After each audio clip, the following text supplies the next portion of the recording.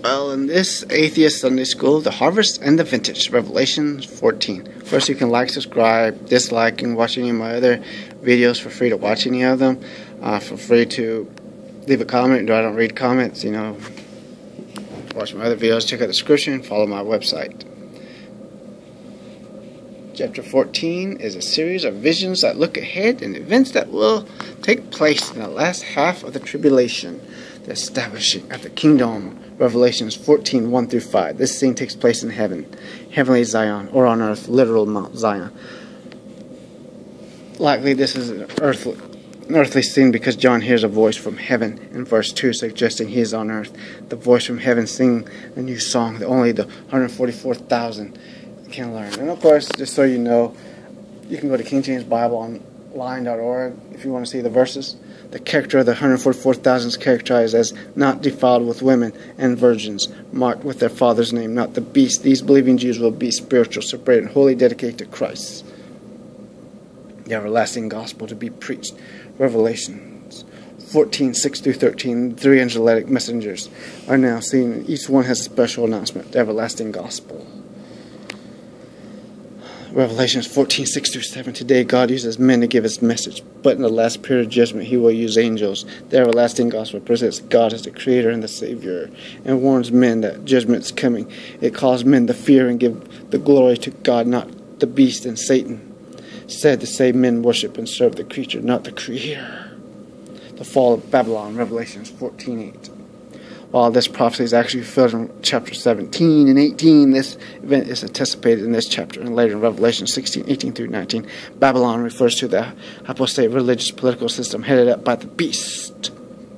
The final judgment, Revelations 14, 9 through 13. In the 7 vials of judgment, the wrath of God is poured out. Without mixture means there will be no grace or mercy mingled with his wrath. The word wearing the mark of the beast, the world is wearing the mark of the beast, is warned that they will suffer eternal torments without rest or relief. As a stark contrast to the destiny of the followers of the Lambs will include the rest from their labors and being blessed. This is better to reign with Christ 1,000 years than with the Antichrist for 3.5 years. Verse 12 calls for patience on the part of the saints who must go through the trials. Luke 21:19. While verse 13 refers strictly to the tribulation saints, it can be applied to believers today. The world looks upon death as a curse, but which is true for the unsaved, but for the Christian it is a blessing. That's why they're just as scared of it.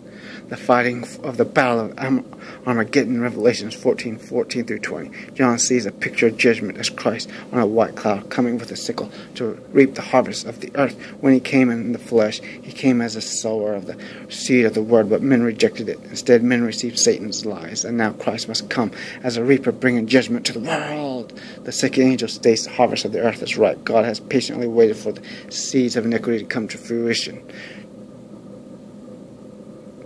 You can see those verses, I hope, so you can look them up. I don't have to say them. Also, in anticipation of the Battle of Armageddon, as a picture of man cutting clusters of grapes off a vine. The wicked world system is the vine of the earth, while Christ is the true vine. Israel was planted in this world to be God's holy vine, to bear fruit of his glory. Sadly, Israel bore the bear fruit when he rejected her true Messiah and accepted the false Christ. Well, maybe way back in Deuteronomy and Leviticus and all that, and Exodus, it shouldn't have told us all the punishments for ignoring the Sabbath, like death, and then here's Jesus ignoring the Sabbath as well as his followers, and certain things that Jesus did that the Old Testament forbids. Maybe that has something to do with it too, why they would reject him. Because Deuteronomy is pretty clear about the prophecies and all this stuff. If it's not true, they're not true prophets. And Jesus did say he was going to come back in the lifetime of some of his followers. That might have something to do with it. Just saying. Verse 20 points a horrific picture. The blood will run for 200 miles out of the city of Jerusalem, as deep as from the horse's bridle to the ground. This is the winepress of God's wrath. Some very practical lessons for us to learn from this chapter. God will establish his kingdom on earth in spite of Satan's opposition. With Old Testament promises literally fulfilled. Men who reject the gospel of the grace of God today are in danger of facing awful judgment tomorrow. Thank you very much.